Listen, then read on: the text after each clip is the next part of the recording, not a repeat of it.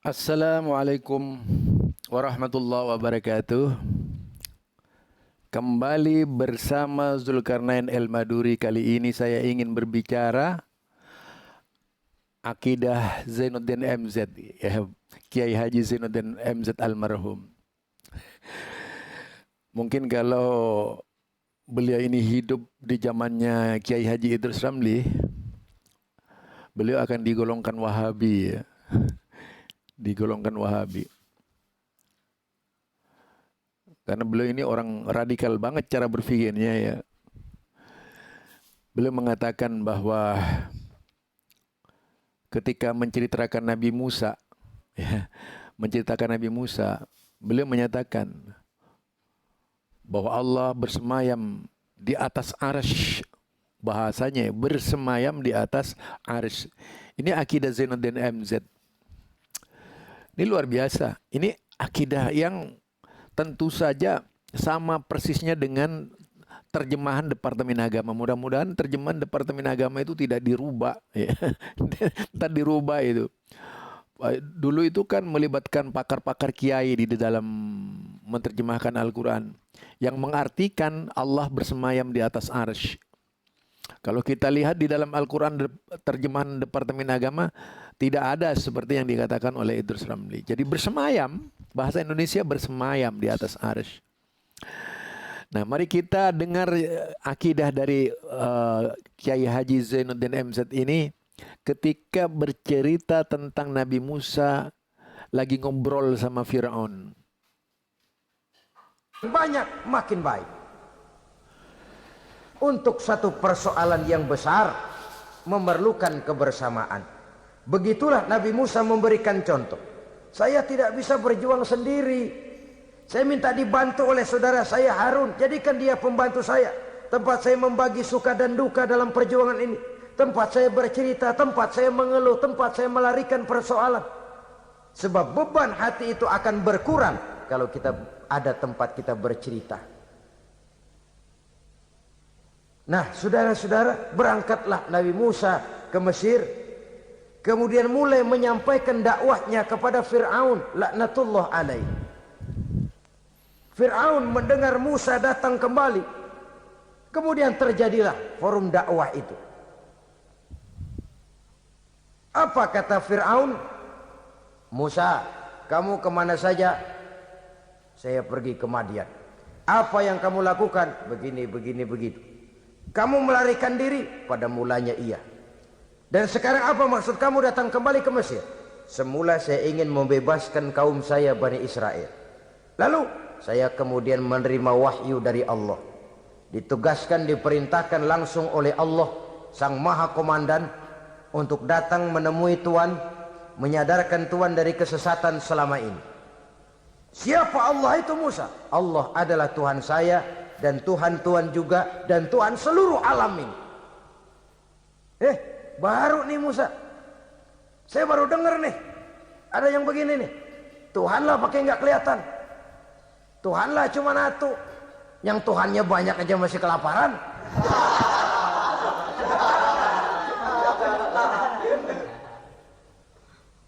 Di mana Tuhan? Tuhan saya bersemayam di aras, tempat yang sangat tinggi. Hei Haman, kata Fir'aun kepada Perdana Menterinya, bikin menara yang tinggi. Bikin rakyat kerja paksa lagi, bikin menara tinggi. Naik Fir'aun ke atasnya, ngelepas panah dari atasnya. Menurut satu riwayat, panah itu ditangkap oleh malaikat, ditublaskan ke ikan, lalu dikembalikan lagi kepada Fir'aun dalam kondisi di mana panah itu berdarah. Dia tangkap lagi oleh Fir'aun, turun ke bawah, pidato di depan rakyatnya. Nih liatin, Tuhan Musa udah saya panah nih. Mati. Saudara hadirin yang saya hormati, dengan segala macam dalih Fir'aun mencoba mengingkari dakwah. Itu akidah Zainuddin MZ, Kiai Haji Zainuddin MZ, ya. Di zamannya memang beliau ini dikenal dengan sejuta dai, sejuta umat gitu. Dai sejuta umat. Karena memang tidak ada penceramah seulung beliau di zaman beliau itu. Cara mengutarakan bahasa, kemudian pendengarnya berjubel-jubel setiap datang ke pengajian dimanapun. Sampai di Madura saya masih anak-anak itu, wah, yang mendatangi banyak itu. Ini kisah yang paling menarik yang saya kutip. Jadi beliau meyakini bahwasanya Allah bersemayam di atas arsy, di atas yang tinggi gitu. Mungkin ini tidak cocok dengan Kiai Haji Idrus Ramli ya, karena memang bertolak belakang. Dan kemungkinan besar nanti itu terpengaruh pemahaman Wahabi itu. Zainuddin MZ ya. Tetapi tidak, beliau ini justru orang yang berpegang teguh dengan Quran. Seluruh terjemahan Departemen Agama itu mengartikan semayam. Tidak mengartikan yang lain. Kecuali kalau mau dirubah sama Kiai Haji Idrus Ramli itu. Dan tentu saja seorang Zainuddin MZ itu bukan orang yang tidak punya referensi. Referensinya banyak sekali. Dan beliau tidak pernah kemudian menjelek-jelekkan kelompok manapun ya. Yang tentu saja ini bagian dari pemikiran beliau sebagai seorang ulama yang meyakini bahwa Allah bersemayam di atas arsy di tempat yang tinggi sebagaimana gambaran Nabi Musa alaihissalam.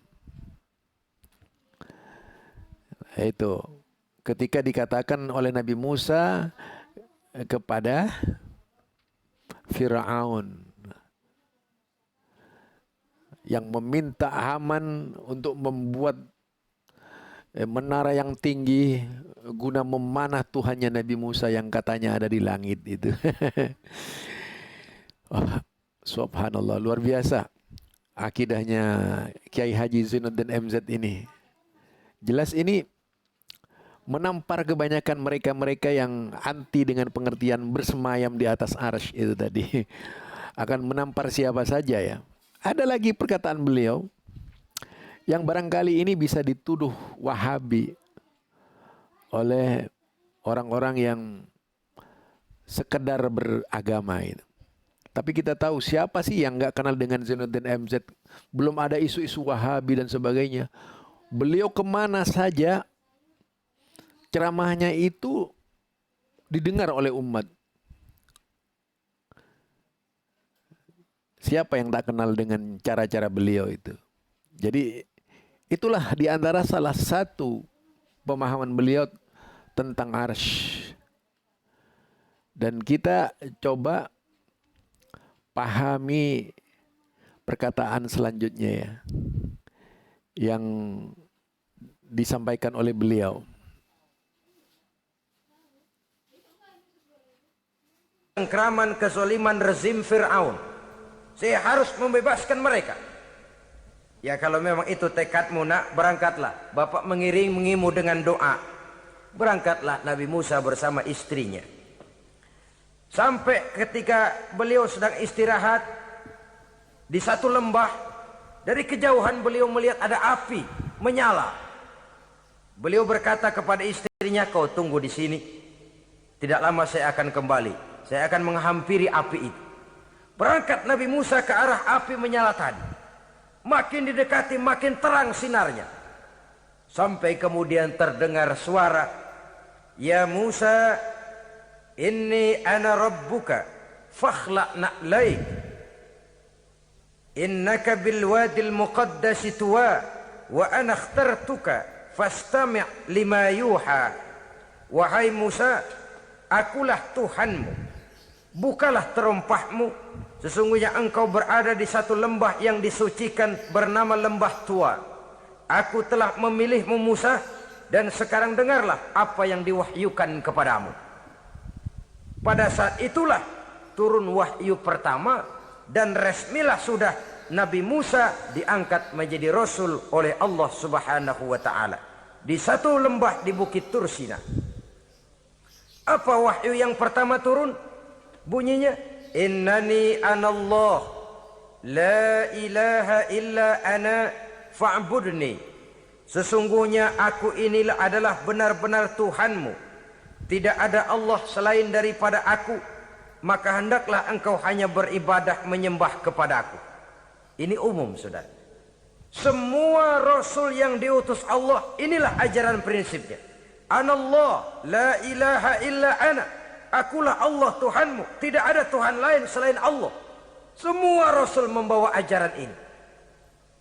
Oleh sebab itu, bukan hanya sekadar percaya kepada Tuhan saja yang penting. Sudahlah, pokoknya kan percaya kepada Tuhan. Iya, Tuhan yang mana?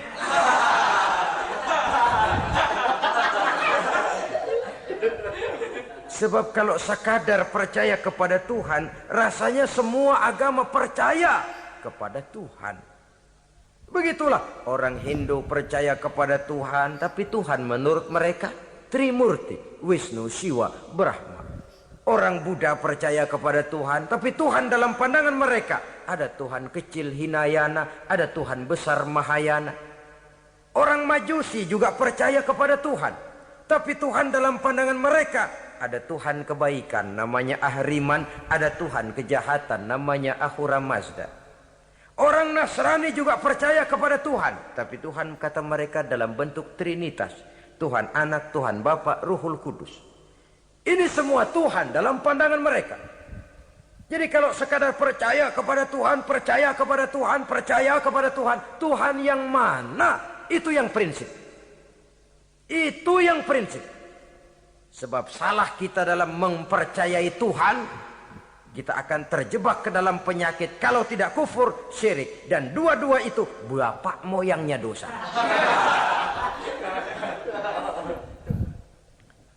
Begitu Islam menyelamatkan kita masyarakat manusia. Ya ayyuhan nasu ubudu rabbakumul ladzi khalaqakum. Hai manusia, Tuhanmu yang perlu kamu sembah itu hanyalah Tuhan yang telah menciptakan kamu. Dan itu tidak lain adalah Allah yang lam yalid wa lam yulad wa lam yakul lahu kufuwan ahad, yang laisa kamislihi syai'un. Ia tidak beranak, ia tidak diperanakkan, dan ia tidak bisa diserupakan dengan apapun. Dialah Allah itu. Begitu wahyu yang diberikan kepada Adam, kepada Nuh, kepada Ibrahim, kepada Yusuf, bahkan kepada Musa alaihi salam. Innani anallah, la ilaha illa ana fa'budni. Akulah Allah Tuhanmu, tidak ada Tuhan lain selain daripada aku Allah, maka kepadakulah kamu hanya menyembah. Ini wahyu yang pertama turun, sudah berisi tauhid. Jadi hakikatnya agama Yahudi, saudara, adalah agama tauhid. Agama monoteis, agama yang mengajarkan hanya ada satu Tuhan untuk seluruh alam, dan Tuhan itu adalah Allah Subhanahu wa ta'ala. Sebab itu syahadat orang Yahudi bunyinya begini: Shema Yisrael, Yahweh Elohenu, Yahweh Echad. Ini syahadatnya orang Yahudi. Itu perbedaan bahasa Suryani Ibrani dengan bahasa Arab. Kita Isma itu bahasa Arab, dia Shema. Isma, Shema. Shema Yisrael, Yahweh Elohenu, Yahweh Echad. Ahad Echad.